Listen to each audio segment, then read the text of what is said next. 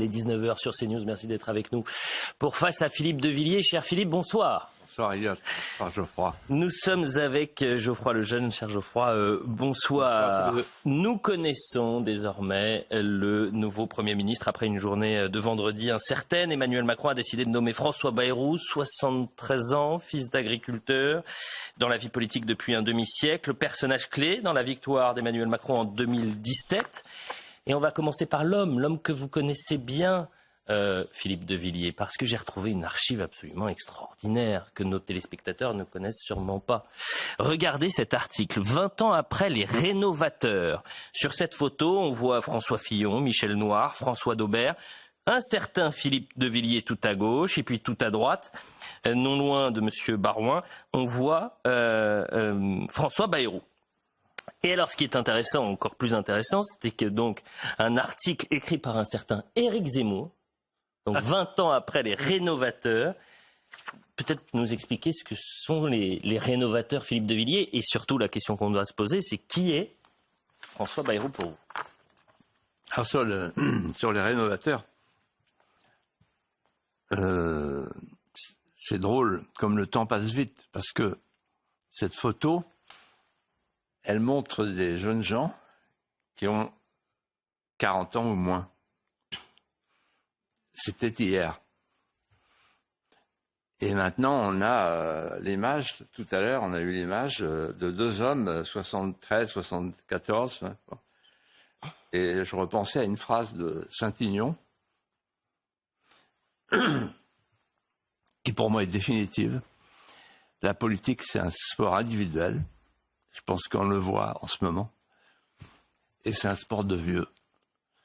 Et on a cru, ils ont tous cru, Macron, Attal et tous les autres, qu'on passait le relais à des tout jeunes qui allaient tout renouveler, qui allaient tout repeindre. Eh ben non, on a eu là tout à l'heure deux hommes que j'ai bien connus qui étaient sur la photo des rénovateurs. Alors, je réponds à votre question. Les rénovateurs, ça vient de quoi? Ça vient de la double défaite de la droite. En 1981, nous n'étions pas encore en politique. Puis 1988, la défaite de Jacques Chirac.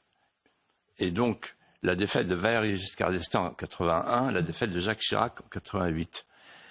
Et là, en fait, il y a Charles Millon, notamment, et Michel Noir, et quelques autres qui disent on ne peut pas rester comme ça. Il faut passer à la génération suivante. Et donc, on compose les rénovateurs. Et la presse, c'est Chirac qui a trouvé le mot, nous appelle les 12 salopards. À cause du film, les 12 salopards. Bon, et ça nous allait très bien. Bon. Et si je vous en parle, c'est parce que j'ai quelque chose d'autre à dire, très important. Surtout en ce moment. C'est qu'à l'époque, les rénovateurs croyaient qu'il suffisait de changer de génération pour renouveler la vie politique. Et un jour, je parle avec Olivier Guichard, ancien chef de cabinet du général de Gaulle, un homme d'État, très cultivé, il avait Maupassant, Geneviève Dorman sur son bureau, avec 2-3 dossiers. Et il me dit, votre affaire des rénovateurs, Philippe, il y a une chose qu'il faut que vous sachiez. En politique comme dans la vie, le jeunisme ne suffit pas. N'oubliez jamais qu'Antigone, en fait, elle a damé le pion à Créon parce qu'elle s'est réclamée des lois immémoriales. C'est-à-dire que on peut être un jeune utile à la société et à la France quand on se sent et qu'on s'accepte corseté par les sagesses anciennes. Et ça, pour moi, ce fut une leçon. En d'autres termes, les rénovateurs, ils n'avaient rien à projeter, ils n'avaient rien à proposer d'autre que leur jeunesse. Et ce qui m'a frappé tout à l'heure dans la passation de pouvoir, c'est que la vieillesse, parfois, ne propose rien non plus, puisqu'on a eu deux hommes politiques plutôt autosatisfaits et qui n'ont pas prononcé le mot France. Alors, ils l'ont pas fait exprès. Je ne mets pas en cause leur patriotisme, leur attachement au pays. Mais on a l'impression qu'aujourd'hui, dans toute cette histoire, même quand on écoute les journalistes, on tourne en rond en fait. On est dans un entre-soi, on est dans un jeu. Et ce côté ludique agace nos compatriotes. Et moi, m'agace profondément parce que pendant ce temps-là, le bateau coule. Donc, voilà, les rénovateurs, c'est typiquement un truc qui intéresse les médias, qui passionne les médias. Alors, on a eu plein de télé, etc. Il y avait même on a même fait un congrès fondateur à Lyon avec Michel Noir. Et puis derrière, il ne s'est rien passé. Pourquoi ? Parce qu'il n'y avait pas une seule idée. Et ce que j'ai appris, moi, au fil du temps, ce sont les idées qui mènent le monde, contrairement à ce qu'on croit. Ce ne sont pas les jeux politiciens. Geoffroy Lejeune. Mais vous n'avez pas vraiment répondu à la deuxième question d'Eliott, c'est qui est François Bayrou, puisque vous l'avez connu maintenant, donc en 1989, c'est un personnage que vous connaissez depuis toujours presque. Les gens ne le savent pas, mais vous venez du centre en réalité, vous avez commencé votre carrière politique au centre, je me permets de le rappeler, et donc vous le connaissez par cœur. Qui est-il ? C'est pas une insulte dans ma bouche, Philippe. Non. En fait, je pense que vous faites une erreur sur mon parcours, mais c'est pas grave. Non, pas du tout. Je suis vraiment très sûr. Mais ouais, ça va beaucoup amuser ma femme. Je viens du centre, oui. Et alors, François Bayrou, je le connais très bien, effectivement, depuis très longtemps. Et on s'est rencontrés, il était jeune député en 1986, député du CDS à l'époque, avec Pierre Méhaignerie. Et à l'époque, j'étais secrétaire d'État à la culture. Et un jour, il m'appelle et on déjeune ensemble. On avait déjeuné dans un restaurant qui s'appelait l'Assiette au Bœuf, je ne sais pas si ça existe encore. Et on échange, et de cet instant est née une amitié entre nous. Et en fait, François Bayrou, il a des qualités et des défauts comme tout le monde, mais il a la religion de l'amitié. Et en fait, lui et puis son conseiller, qui s'appelle Philippe Lapousterle, on est toujours restés en contact, et en contact chaleureux. Alors, en fait, il y a deux François Bayrou. Donc, je ne sais pas de quel François Bayrou vous voulez que je parle, pour commencer. C'est Janus à deux têtes. Il y a le Bayrou des villes et le Bayrou des champs. Le Bayrou des champs, pour commencer, c'est quelqu'un qui écrit la plume à l'air. C'est quelqu'un qui aime écrire en plein air. C'est quelqu'un qui écrit bien. C'est un des rares hommes politiques capables d'écrire un livre tout seul. Et notamment, il a évoqué tout à l'heure dans la cour de Matignon, Henri IV. Et moi, j'ai lu son livre. Henri IV, à l'époque, c'était remarquable. C'est remarquablement écrit. Tout à l'heure, quand il s'est identifié à Henri IV, pour réconcilier les Français, je me suis dit, est-ce qu'il pense à la fin d'Henri IV ? J'espère que non pour lui, parce qu'il y a Ravaillac Mélenchon qui guette dans une rue, un poignard à la main. Donc, il faut faire attention aux comparaisons historiques. C'est un rural. C'est pas si commun. C'est un vrai rural. C'est-à-dire, il a des chevaux chez lui.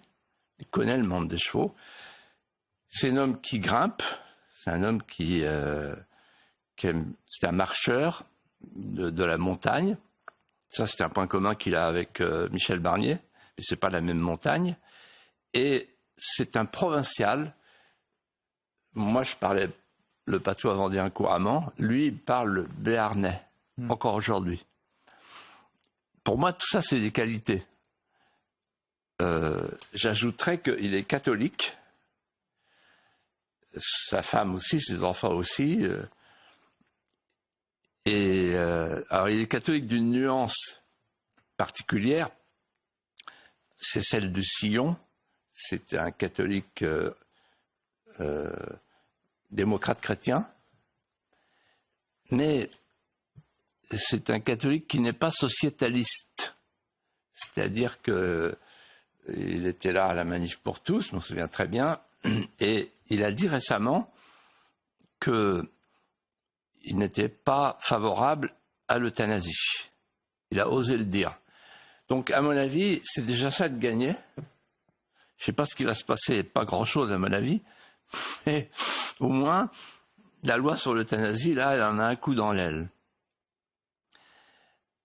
Alors maintenant, le rat des villes, parce qu'il n'est pas souvent là-bas dans la Béarn, il n'a pas tellement l'occasion de parler béarnais avec Macron, qui lui est plutôt un globe... Un globe trotteur. Oui, qui en Suisse, oui, le mondialiste. Et donc, quand vous mettez Bayrou et Macron qui parlent ensemble, vous avez un enraciné et un mondialiste. Il y en a un qui, pour rien au monde, choisirait d'aller passer son week-end à New York, et l'autre qui, pour rien au monde, accepterait de passer son week-end à Rocamadour ou à Guéret. Donc, je ne sais pas ce qu'ils se disent quand ils sont entre eux, entre la poire et le fromage. Alors, le rat des villes, c'est quand même le haut commissaire au plan. Donc, c'est le poste prestigieux de Jean Monnet. Donc, ça fait un lien, puisqu'il en est un disciple assidu. D'ailleurs, je suggère que sa première décision, pour montrer qu'on supprime les agences et qu'on fait des économies, c'est de supprimer le commissariat au plan. Ça sert strictement à rien, il le sait très bien. C'est ce que Jacques Chirac appelait en Corrèze un place-sous. Il est là depuis 2017 parce qu'il n'a pas pu rester ministre de la Justice et il fait des plans. Remarquez, il a fait des plans sur la comète et ça lui a pas mal réussi, ça se termine plutôt bien, même si c'est un gouvernement crépusculaire, il aura fini par décrocher le plan qui gagne. Alors ensuite, c'est un euro-fédéraliste béat. C'est-à-dire qu'il pense que la France n'a plus d'avenir en tant que telle. Il pense comme Giscard que la France est désormais une nation moyenne, qu'elle pèse plus que 1% de la population mondiale, vous connaissez le discours, et qu'il faut faire jouer le levier d'Archimède. On sera plus fort quand on sera plus nombreux. C'est une vieille idée taylorienne de l'addition qui fait la puissance, alors qu'on sait très bien que la puissance, elle est comme l'atome et la miniaturisation des microprocesseurs, la combinaison de l'infiniment petit et de l'infiniment puissant. On a eu entre nous des discussions redoutables. On peut retrouver des images, d'ailleurs, de duels. On a des confrontations, des élections présidentielles, européennes, etc. Permettez-moi de vous couper, j'ai retrouvé un débat au moment du référendum en 2005 pour ou contre la Constitution européenne. C'est un débat qui dure 1h30 et vous êtes face à François Bayrou. Et François Bayrou était un fervent défenseur de cette Constitution. Oui, et ça a commencé en 92, la rupture. Parce qu'en fait, moi j'étais à l'époque avec Dogno, Madelin, Léotard, etc., à l'UDF. Et au centre, comme vous dites. Et puis, il y a eu Maastricht. Et quand il y a eu Maastricht, là, nos destins se sont séparés. Nos voix se sont séparées. Nos vies se sont séparées. C'est-à-dire qu'il faut se représenter ce que ça pouvait être à l'époque. Par exemple, les rénovateurs ont explosé, puisque Philippe Seguin, qui était parmi les rénovateurs, c'est lui qui dit, un jour, devant l'UDF et le RPR, vous êtes condamnés à devenir des petits boutiquiers qui iront se fournir en matières premières chez le grossiste. Et le grossiste, c'est la commission de Bruxelles, Philippe Séguin. Et donc, vous imaginez Bayrou qui écoute ça, qui entend ça. Parce que pour François Bayrou, comme pour Jacques Delors, qui sont les disciples du béatifiable Schuman, l'Europe est une religion. C'est comme la Révolution a été une religion de substitution, eh bien l'Europe, pour Meignery, François Bayrou, c'est une religion. C'est-à-dire que c'est un destin de nature, c'est la parousie. Et d'ailleurs, tout à l'heure, ils ont échangé un mot sur l'unité de l'Europe. Ça, c'est le message subliminal. On est du même camp, on est de la même famille, parce qu'on est du même destin. On veut que la France, ça finisse en pointe de crayon. En fait, ils sont d'accord avec la phrase de Mitterrand. La France est notre patrie, l'Europe est notre avenir. Voilà. Bon. Et puis le Bayrou des villes, j'ajouterais, c'est un professionnel de la politique. C'est pas forcément péjoratif. Il connaît les rouages mieux que quiconque et il sait poser des œufs de mouche dans des balances de toile d'araignée. À nul autre pareil. C'est un champion du compromis. Et donc, c'est sans doute pour ça, on en parlera peut-être, qu'il a été choisi. C'est un parlementaire, un vrai. Philippe de Villiers, François Bayrou devient le 4e Premier ministre en cette année 2024. Jamais dans l'histoire de la Ve République on avait vécu une telle valse des premiers ministres. Et donc une question se pose, est-ce que nous sommes toujours, Philippe de Villiers, en Ve République? Je vous répondrai ceci. François Bayrou est un homme de la 4e égaré dans la 5e. Je me souviens, lors de notre premier déjeuner, il m'avait dit j'ai travaillé avec Fimelin. Fimelin, c'était un homme de la 4e République. Et donc, en fait, il a fait le lien entre la 4e et la 6e, à venir, probable. Alors, on est revenu à la 4e République. Pour la première raison que,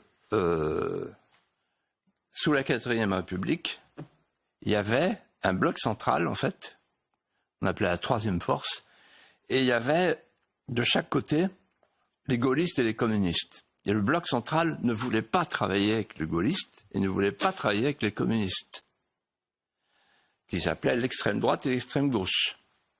C'était l'époque où De Gaulle disait « Je les laisse à leur ouvrage, ils sont en train de faire cuire leur petite soupe sur leur petit feu, dans leur petit réchaud, laissons-les dans leur coin. » C'était l'époque de l'UDSR avec Mitterrand, etc.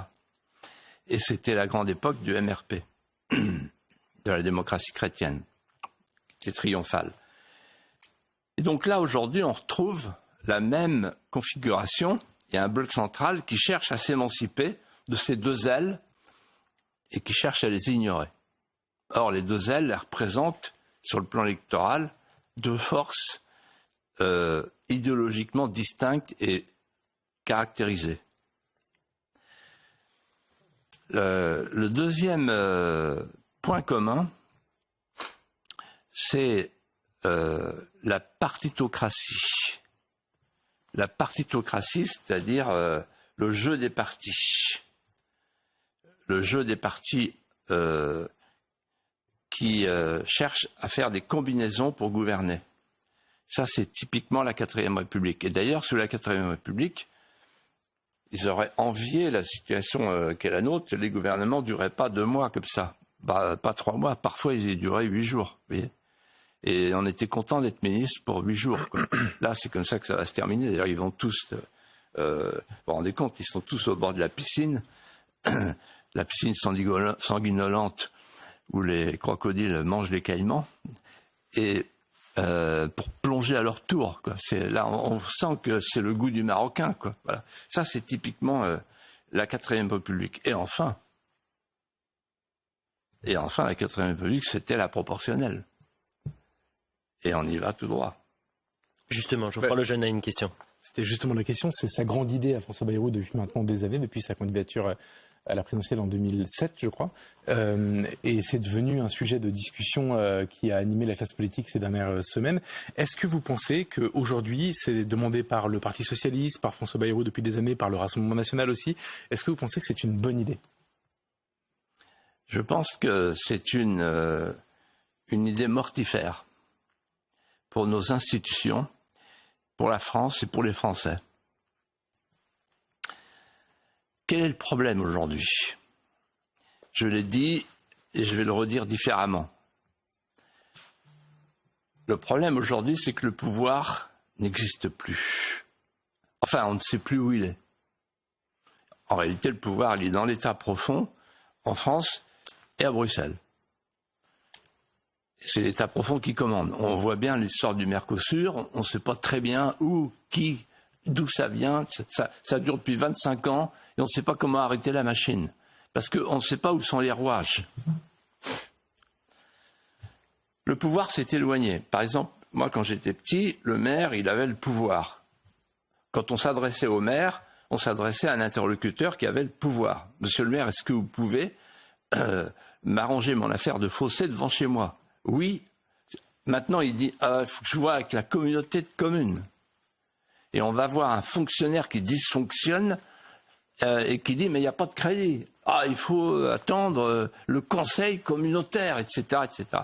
Et puis après, pareil, là, il y a la région, puis il y a l'État qui dit, non possumus, maintenant c'est l'Europe. Et le pouvoir, il a besoin de quelque chose, c'est l'incarnation. C'est pour ça que le maire reste le seul personnage encore identifié, encore identifiable, malgré tout, bien qu'il soit dépouillé de son pouvoir et que la responsabilité soit détachée du pouvoir. La responsabilité, c'est détacher du pouvoir. C'est-à-dire que le maire, il a la responsabilité, mais il n'a plus tout à fait le pouvoir. Et au moment où il faudrait rétablir le député-maire, pour avoir à l'Assemblée des parlementaires qui connaissent le terrain et qui ne sont pas des gens hors sol, comme c'est le cas aujourd'hui. Regardez les écolos, entre autres, et tant d'autres.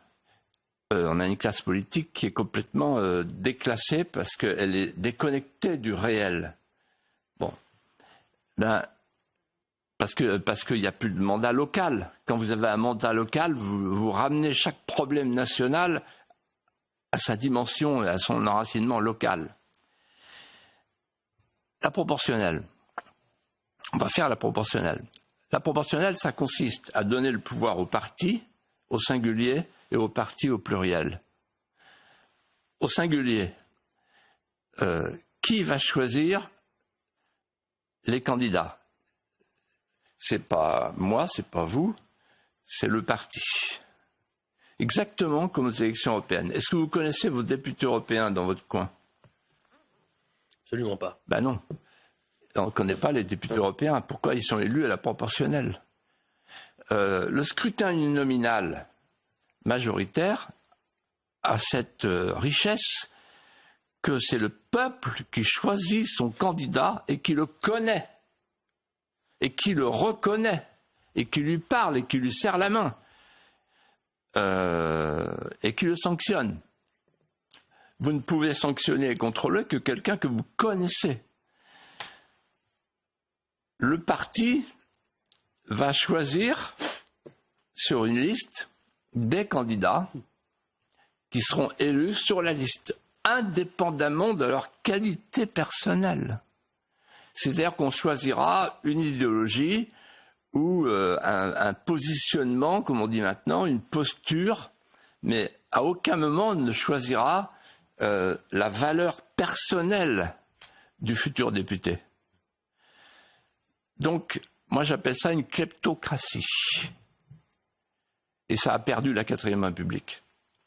Donc je dis, c'est le parti. Et j'ai dit, c'est les partis. En effet, dès que l'élection a eu lieu, les partis s'entendent entre eux. Et un grand constitutionnaliste, qui n'est pas Saint-Aignan, mais qui aurait pu l'être, a dit Du coup, je me fais marrer. Du coup, Ça va être de notre faute, bien sûr.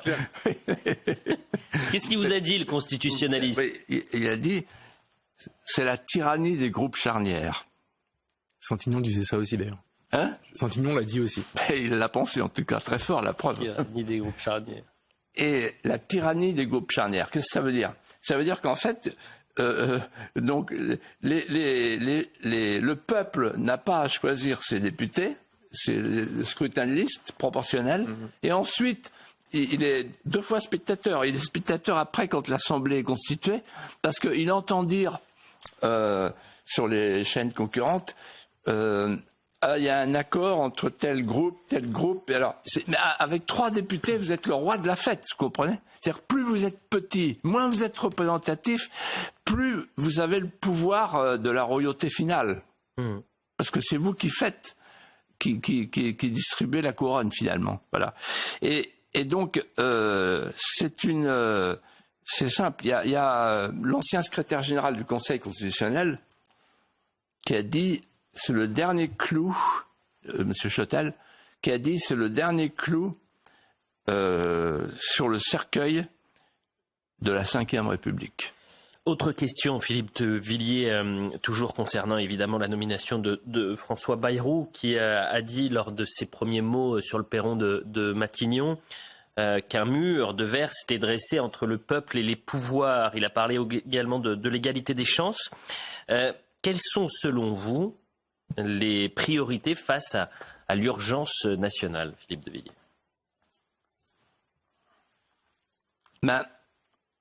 Je vais répondre à votre question, mais auparavant, je voudrais quand même dire quelle est la mécanique qui a conduit au choix de François Bayrou. Parce que ça éclaire le problème des urgences. En fait, François Bayrou est un macronien de la première heure. Donc, il convient au président. En fait, il n'y a pas de cohabitation. C'est lui qui a fait le roi. Donc, il est le maire du palais. D'ailleurs, l'expression risque de convenir. Pour ceux qui connaissent l'histoire de France. Il faut qu'il se méfie, Macron, parce que Bayrou, c'est pas Barnier. Il est moins souple. Il a plus de personnalité. Deuxièmement, il est macronien et il est parlementariste. Or, nous sommes en train de passer, je ne veux pas être technique, mais les mots ont un sens, du parlementarisme rationalisé, pour parler comme Michel Debré, à la parlementarisation. Le parlementarisme rationalisé, c'était l'idée que, avec la motion de censure, avec la dissolution, on pouvait, le 49.3, on avait des leviers institutionnels pour la régulation des pouvoirs. Mais l'idée, c'était quand même de préserver l'autonomie de l'exécutif. Aujourd'hui, il n'y a plus d'autonomie de l'exécutif, puisqu'on nous a dit il n'y aura plus de dissolution, il n'y aura plus de motion de censure, et il n'y aura plus de 49.3. Et dans cette mesure-là, François Bayrou s'y entend parfaitement pour parlementer, du mot Parlement. Alors, je réponds à votre question. Les urgences, on en est loin avec ce système. Parce que pour moi, la première urgence, c'est sortir de Schengen, rétablir la frontière, rétablir la supériorité du droit national sur le droit européen, sinon on ne pourra rien faire en matière d'immigration. Or, la question migratoire, elle est majeure. C'est la question du changement de peuplement sur le territoire français. Deuxièmement, le bateau coule. François Bayrou le sait puisqu'il avait fait campagne en 2007, il l'a rappelé tout à l'heure sur la dette. Mais là, la dette, aujourd'hui, elle fait que les œuvres vives et les œuvres mortes sont en train de nous échapper complètement. On est sous la ligne de flottaison. Donc, il faut ramener les prélèvements à 40% pour qu'on ait encore des entrepreneurs, des créateurs de richesse. Sinon, ils partiront tous, ou ils seront découragés. Et puis enfin, troisièmement, il faut sauver l'école, il faut sauver la transmission, plus que l'école. Il faut faire en sorte qu'il n'y ait plus cette rupture dans la continuité historique qui fait qu'à Poitiers, on a des jeunes étudiants français millénaires qui ne savent rien de l'histoire de France, et on a des jeunes Français d'origine immigrée qui préparent un attentat et lorsqu'ils sont arrêtés, expliquent on a voulu faire un attentat à la mairie de Poitiers parce que Poitiers c'est 732 et ils ont expliqué aux policiers ce que ça voulait dire 732, c'est-à-dire la montée des Omeyyades, de l'armée omeyyade jusqu'à Poitiers pour se battre contre l'armée franque devant Charles Martel.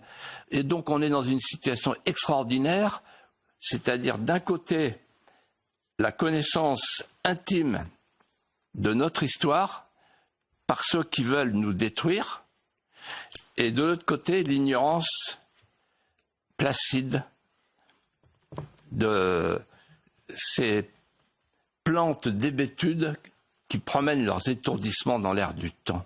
Dernière question, Philippe de Villiers.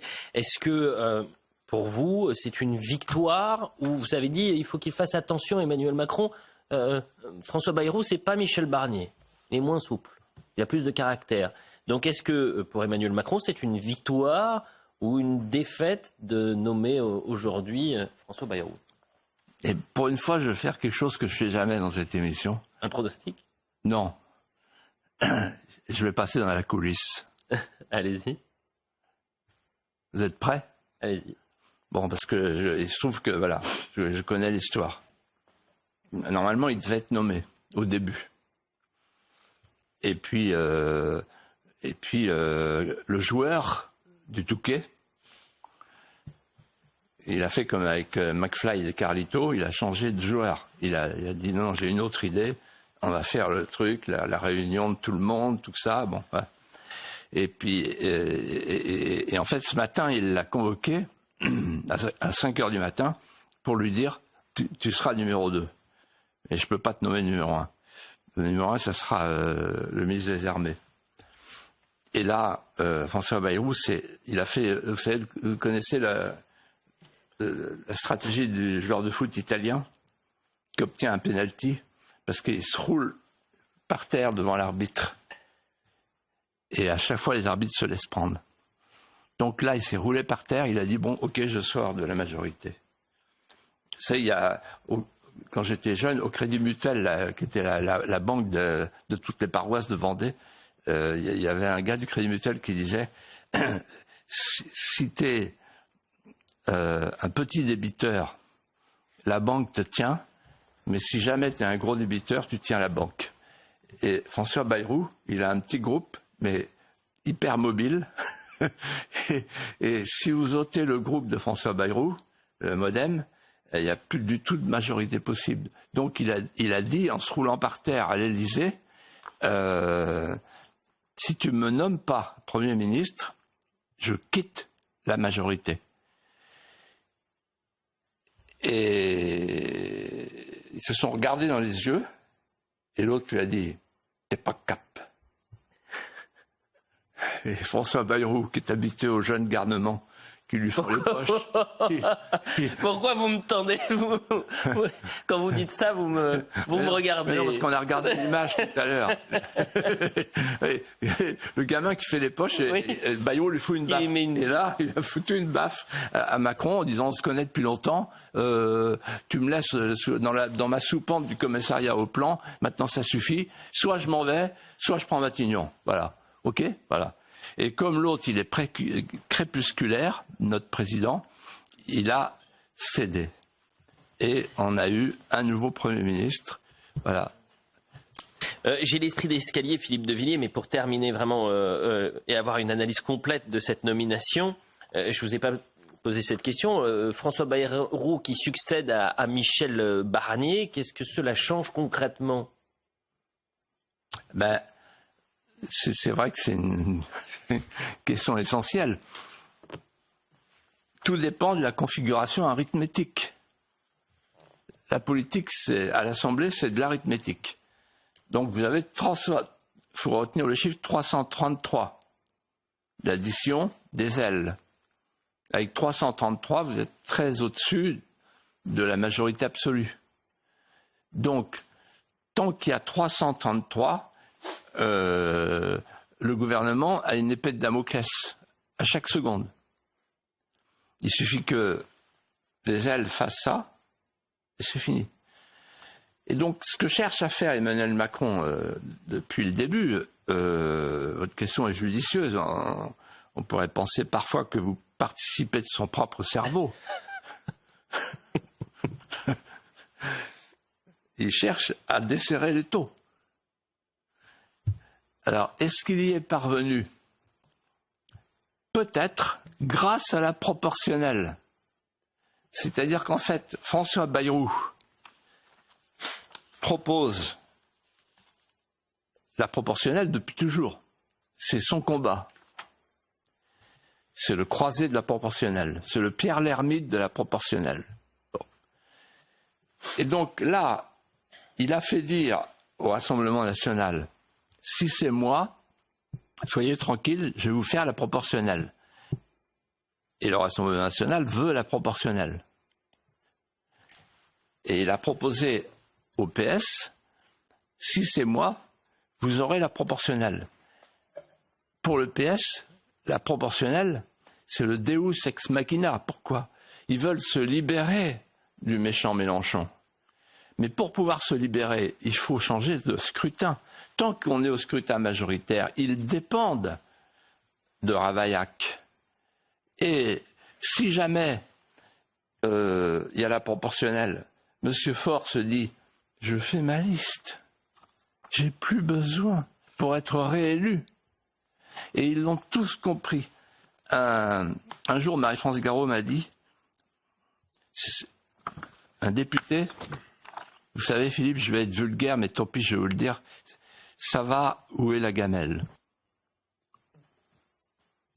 On appelait dans le temps les députés gaullistes les godillots. Vous voyez ? Et en fait, c'est plus les godillots.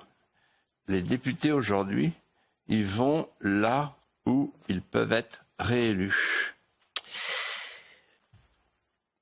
Je le regrette, mais c'est ainsi. François Bayrou qui aura très certainement des dossiers brûlants à traiter.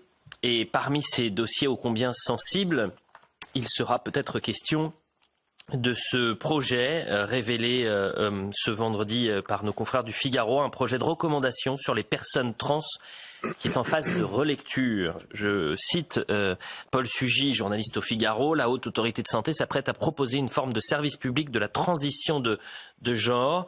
La Haute Autorité de Santé qui a communiqué pour contester les dires et ses publications ce vendredi après-midi. La HAS propose une sorte d'accès gratuit, selon le Figaro, à la transition de genre à partir de 16 ans. Des recommandations qui coïncident pour partie aux revendications portées par les associations transactivistes. Geoffroy Lejeune, vous avez une question pour Philippe de Villiers. Philippe, vous êtes très sensible à ce genre de sujet. Vous regardez de très près ce qui se passe et notamment ce qu'on enseigne à nos enfants. Vous avez évoqué d'ailleurs ce chantier pour François Bayrou tout à l'heure. Quel regard vous portez sur cette affaire ? Qu'est-ce que ça dit selon vous de la société dans laquelle on vit ? Vous qui avez lu mon livre Mémoricide, c'est un sujet que j'aborde. Ouais. Je ne pensais pas que ça viendrait aussi vite. Né dans le mauvais corps.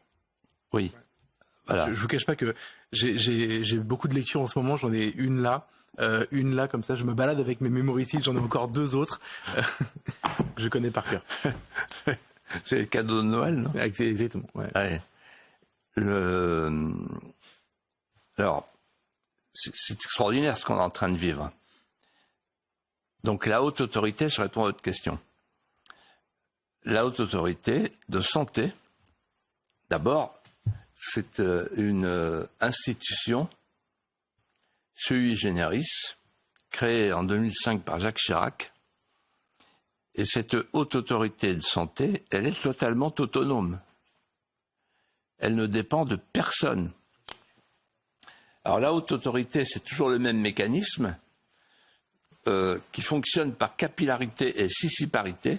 Quand j'étais à Sciences Po, on disait, je me souviens d'un devoir qu'on avait un jour, c'est comment faire disparaître les démembrements de l'administration. Et c'était l'époque où nos professeurs de droit administratif et constitutionnel nous expliquaient que ce qui pourrait démanteler l'État régalien, ce sont les agences, donc les démembrements de l'administration. Aujourd'hui, nous y sommes, il y a 400 agences, et alors celle-là, elle est particulière, comme le commissariat au plan. C'est une agence où il y a beaucoup de monde et qui fait rien. Il donne des avis. Alors je me suis intéressé à cette haute autorité. Il y a quelqu'un qui a très bien parlé de cette haute autorité, qui est brillante, qui est comme d'habitude Eugénie Bastier, et qui a fait une chronique sur Europe 1 définitive.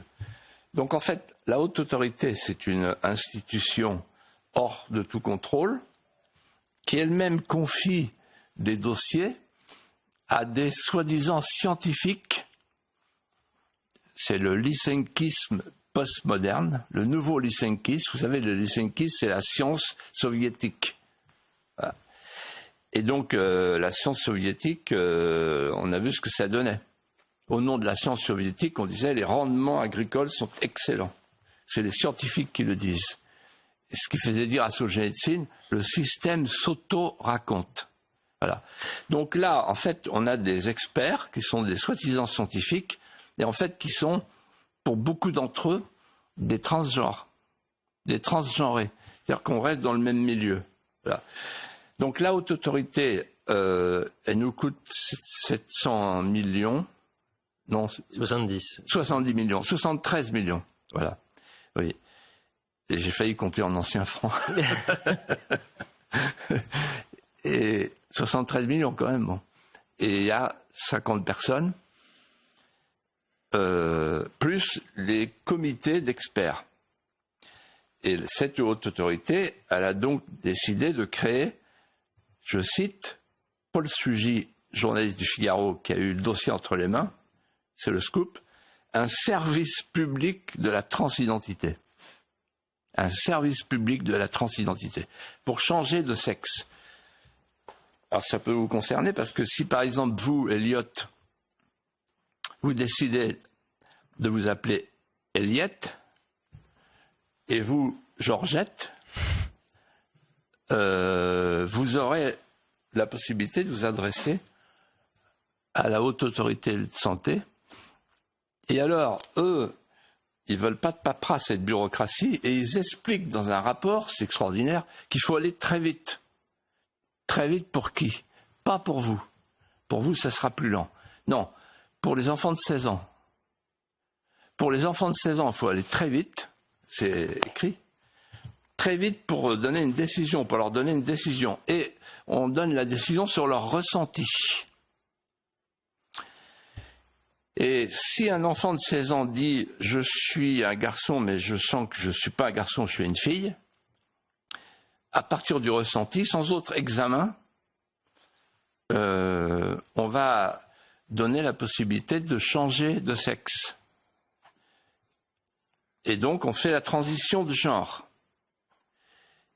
Et tout ça, c'est remboursé par la sécurité sociale. Et ce que dit très bien Eugénie Bastier, c'est qu'on ne comprend pas, parce que d'un côté, on ne dit pas que c'est une maladie, mais de l'autre côté, on dit que c'est remboursé par la sécurité sociale. Donc il y a là une incohérence. Mais le pire est à venir, chers amis. Le pire, c'est que dans le rapport qui a été donc publié par le Figaro hier, il est écrit ceci. Si des parents s'opposent à la transition de genre, c'est-à-dire au changement de sexe de leur enfant de 16 ans, donc mineur, les dispositions seront prises pour un transfert de l'autorité parentale, pour une déchéance de l'autorité parentale. Pourquoi il y a scandale? Parce que personne n'en parle. Si, CNews en parle, Le Figaro en parle, le JDD en parle. On peut relier ça à notre sujet de la semaine dernière sur l'éducation sexuelle à l'école, qui échappe aux parents et qui est maintenant entre les mains de spécialistes comme le planning familial, qui disent oui, un homme peut être enceint. Donc on est très très loin de toute forme d'ordre naturel. Et si je dis ça, c'est parce que si vous faites le tour du monde un instant, on est les seuls au monde à être dans cette voie-là. Tout le monde en est revenu. Les Anglais avaient même créé une clinique spécialisée pour les hormones, pour les enfants mineurs. Le Premier ministre a demandé un rapport qui contrarie ce genre de dérive. La Suède en est revenue, et alors, évidemment, la star de Notre-Dame, avec son chewing-gum, celui qui a provoqué la génuflexion oblique de tous les chefs d'État européens devant lui, j'ai nommé Donald Trump.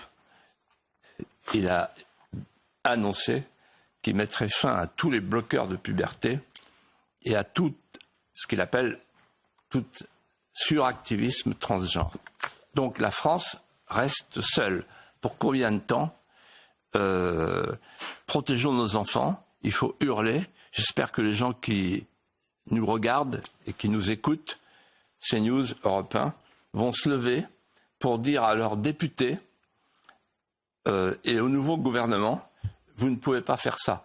J'ai un petit espoir dans certains ministres qui sont très conscients de ces difficultés, comme M. Hetzel ou le ministre Alexandre Portier ou le ministre de l'Intérieur. Je pense que sur ce sujet, François Bayrou, qui est un père de famille, ne marchera pas. Mais la machine avance. La haute autorité de la santé, il faut absolument la supprimer. Et vous savez ce qui me frappe? C'est qu'on est en train de tuer la médecine, de tuer le crédit de la médecine, de tuer le crédit du médecin. Quelque chose qui va vous toucher familialement. Oui, parce que le médecin, c'est celui qui soigne, celui qui sauve. Et là, on est avec ce lysenkisme transsexuel qui s'ajoute à l'avortement constitutionnel et bientôt à l'euthanasie. On est en train de troubler la mission du médecin. Et bientôt, on ne saura plus très bien si le médecin est là pour vous sauver ou pour trafiquer quelque chose qui ressemble à une nouvelle alchimie qui détruit tous les principes nés du serment d'Hippocrate. Dans un instant, on reviendra sur la grande star de Notre-Dame, vous dites, qui avait un chewing-gum, puisqu'on parlera de Donald Trump, je le disais, donc la haute autorité de santé qui a communiqué en disant qu'elle comptait poursuivre le travail au-delà des polémiques déplacées, qu'elle réaffirme avec fermeté la nécessité de préserver la sérénité des travaux et dénonce la divulgation de ce document confidentiel qui ne constitue, selon elle, nullement une recommandation. Parlons de la personnalité de l'année pour le Time, Donald Trump.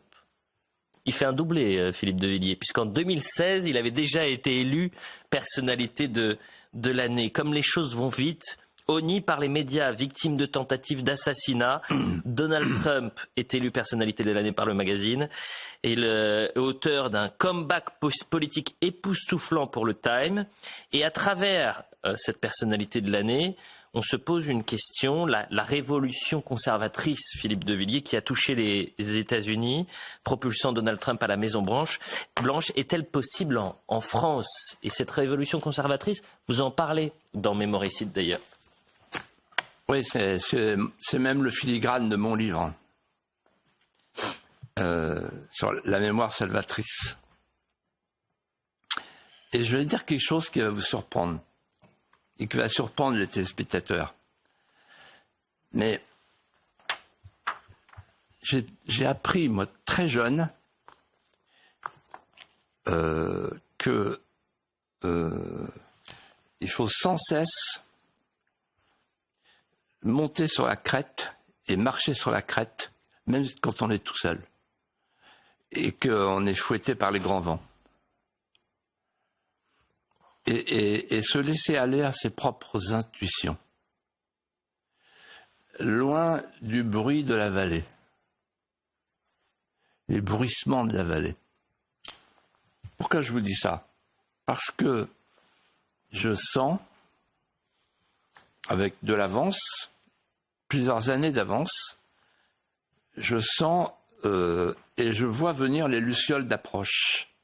Je sens venir des signes avant-coureurs, ou si vous voulez, pour parler comme les marins du Vendée Globe, les courants profonds.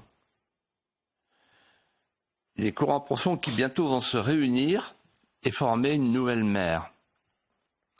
Donc je sens que la révolution conservatrice qui se développe actuellement aux États-Unis de manière inattendue, elle arrivera bientôt en France. Pour plusieurs raisons. La première, c'est que ce qui a empêché la révolution conservatrice, en fait depuis 2 siècles, c'est l'idéologie de la table rase.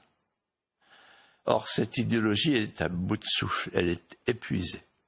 Le progressisme est réputé donner des fruits amers, des fruits stériles. Et c'est récent. Et je vous le démontre. La table rase, c'était l'idée d'une annonciation de type eschatologique, religieux. C'était l'idée que le ciel arrivait sur la terre, allait arriver sur la terre virginale. C'était l'apostrophe de Mirabeau, le cadavre que touche la liberté se relève et est appelé à vivre une nouvelle vie. C'était l'idée qu'il n'y a plus de père, qu'il n'y a plus de filiation, qu'il n'y a plus de sacré. Et qu'on va donc vivre les prémices d'une humanité lustrale, d'un homme nouveau universel. Patatras, ça n'a pas marché. Je vous ramène tous les deux sous les voûtes de Notre-Dame. Et sous les voûtes de Notre-Dame, il s'est passé quelque chose qui est pour moi un tournant, qu'on n'a pas vu dans l'instant, mais moi que j'ai senti. Quand j'étais petit, il y avait un vieux paysan qui me disait « Quand c'est que tu veux savoir où c'est que le monde va, tu suis la course des mots. » Et les mots qui font fortune précèdent les réalités qui vont suivre. Et il ajoutait « La chrysalide prépare le papillon. » Et donc, j'ai toujours fait attention à ça, la course des mots. Quand vous ne pouvez plus prononcer un mot, quand la droite n'ose plus prononcer un mot, c'est qu'elle est déjà défaite. Et c'est ce qui est arrivé à tous les conservateurs, qui ne savaient pas qu'ils étaient des sauveurs et qui n'osaient plus rien sauver. Parce qu'ils voulaient se faire pardonner d'être conservateurs. Après ce détour sémantique, j'arrive au fait de Notre-Dame. On a un président de la République qui dit « Nous sommes les héritiers d'un passé qui est plus grand que nous ». Cette phrase, elle est incroyable. Ça veut dire qu'en fait, il faut aller chercher loin dans notre histoire, jusqu'au baptême de Clovis, pour se sentir français. On est très très loin de la cérémonie inaugurale des Jeux. Et ensuite, il dit la transcendance. On est très loin de la laïcité, les valeurs de la République. Il devait y avoir une cérémonie républicaine devant qui a été chassée par la tempête. Elle a lieu à l'intérieur, et à l'intérieur, on a l'archidiacre Macron qui nous parle de la transcendance. C'est-à-dire, c'est le retour au sacré. Et on est sous les voûtes du XIIe, XIIIe siècle, la cathédrale Saint-Louis, tout près de la couronne d'épines, et tout le monde se sent au chaud. Qu'est-ce que ça veut dire? Ça veut dire qu'en fait, on est en train de revenir à l'idée que le passé n'est pas haïssable. Ensuite, l'évangile des droits de l'homme.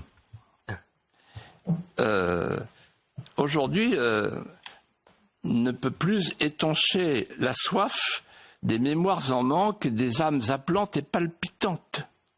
Pourquoi ? Parce que, comme le dit très bien Marcel Gauchet dans son dernier livre, les droits de l'homme sont devenus les droits de l'individu. Ce ne sont plus les droits de l'homme et du citoyen.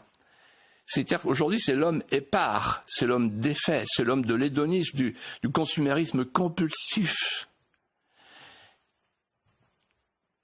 Les droits de l'homme sont devenus les droits de l'homme de sable de la société liquide. Et ça fait peur à beaucoup de gens qui réfléchissent. Ensuite, il y a un deuxième phénomène. Le deuxième phénomène, c'est que les États-Unis nous précèdent toujours de 10 ans. Ce sont les émeutes de Berkeley qui ont préparé les émeutes de mai 68 en France. Regardez ce qui se passe aux États-Unis, ça vient chez nous 10 ans après. Et là, Donald Trump a mis fin au wokisme. Il l'a tué. Et il va le tuer. Et donc la nouvelle idéologie qui devait remplacer l'idéologie de la table rase, qui devait succéder à la peste rouge et la peste brune du XXe siècle, elle est en train de mourir aux États-Unis, elle mourra demain. Il y aura un choc en retour. Et j'en veux une preuve, c'est le syndrome Musk, Elon Musk, parce que son fils, il lui est arrivé un drame à cause du problème du transgenre, et regardez comment Musk a changé. Voilà. Et enfin, je dirais que aujourd'hui, la tradition est en train de revenir. La tradition, en fait, au sens de Paul Valéry. La tradition ne consiste pas à refaire ce que les autres ont fait, mais à en retrouver l'esprit qu'on eût fait vers de toutes autres, en de toutes autres circonstances. L'homme de la tradition, lorsqu'il se retourne vers le passé, ne cherche pas à le conserver, mais il cherche à monter vers ce qui demeure. Il nous reste exactement 4 minutes. Geoffroy Lejeune, pour l'apologue. Ah oui, oui. Donc vous allez parler de celui qu'on appelle le tigre des mers. Il s'agit de Robert Surcouf, le marin malouin, qui est né un 12 décembre 1773. On vous écoute, Philippe. Oui, vous savez, Chateaubriand, qui est le plus grand écrivain français, qui a été enterré en pleine mer, au large de la cité malouine, a eu une définition magnifique de son port d'attache. Je le cite. Saint-Malo n'est qu'un rocher, mais ce rocher a donné à notre marine les plus grands matelots. Il cite Jacques Cartier, le Christophe Colomb français, qui découvrit le Canada. Il cite Duguay-Trouin, le grand capitaine, et surtout Robert Surcouf, le grand corsaire. Et il se trouve que ce corsaire, il a hanté mes nuits, mes rêves. Il est dans mon panthéon des personnages mythiques de mon enfance, de mes rêves d'enfance. Quand j'étais petit, nous allions passer nos vacances à Rothéneuf. Juste à côté. Et nous allions, en courant sur les remparts, visiter avec nos parents et revisiter un musée célèbre qui a disparu, le musée Quicangrogne, du nom d'un corsaire. Nous vivions en face de la plage du Val. Il y avait 2 corsaires qui étaient 2 rochers, Labigne, Bénétin, et on allait chercher un autre corsaire, et c'était Quicangrogne. Et dans le musée Quicangrogne, nous restions pendant des heures, face à face, bouche bée, devant la statue de cire de Surcouf. Et alors on lisait le texte capitaine corsaire à l'âge de 20 ans, un palmarès inégalable, 50 prises de briques de frégates de la perfide Albion. 50 prises. Et il y a une image, ben voilà, formidable. Ben a eu la prescience. Ça, c'est la bataille, la célèbre bataille qui a fait de Surcouf un homme de légende. Vous avez la Confiance, qui est commandée par Surcouf, le bateau français, et vous avez en face le Kent, le bateau de la frégate de la perfide Albion. Et ils sont bord à bord, proue contre poupe, les grappins sont lancés, et là il y a le commandant britannique qui interpelle Surcouf, qui met la main encordée et qui dit « Vous les Français, vous vous battez pour l'argent, tandis que nous, les Anglais, nous nous battons pour l'honneur. » Et Surcouf, avec tout son équipage derrière lui, réplique, met la main encordée, « Chacun se bat pour ce qui lui manque !» Et là, tout l'équipage hurle de rire et se met à entonner une chanson improvisée, une chanson marine qui fera fortune et qui commence ainsi au 31 du mois d'août. Nous vit venir sur le vent à nous une frégate d'Angleterre qui fendait la mer et les flots. C'était pour attaquer Bordeaux.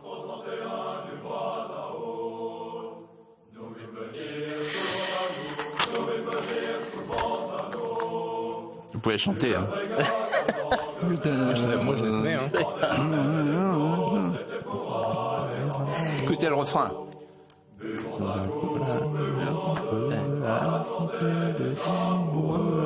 J'ai pas les paroles. À la santé du roi de France et mère de la reine d'Angleterre qui nous a déclaré la guerre. Philippe de Villiers, merci beaucoup. On se retrouve évidemment. Je vous ai abonné au Panache. Ah, merci. Oui, le magazine, le Panache. Le Panache, c'est le nouveau magazine Puy du Fou édition. Merci moi, beaucoup. je m'étais abonné en direct, je l'ai fait. Il l'a déjà fait. Je l'offrirai à quelqu'un. Messieurs, merci à tous les deux. On va rejoindre Le Terrain et Matignon puisqu'on va reprendre dans un instant l'édition spéciale autour de la nomination de François Bayrou.